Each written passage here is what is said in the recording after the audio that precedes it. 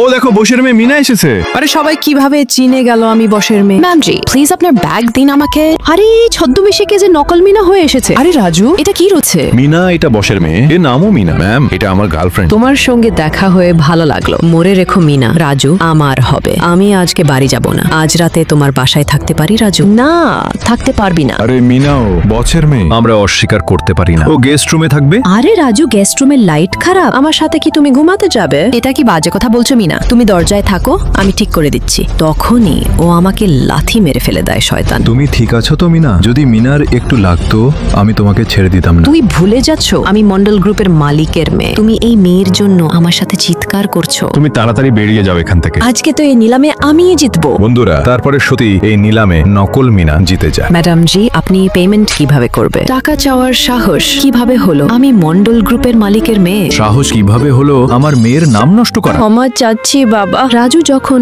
সত্যি জানতে পারলো সে কি মিনাকে ছেড়ে চলে যাবে? মিনা আমার কাছে এতটুকুই আছে। তুমি কি আমাকে বিয়ে করবে?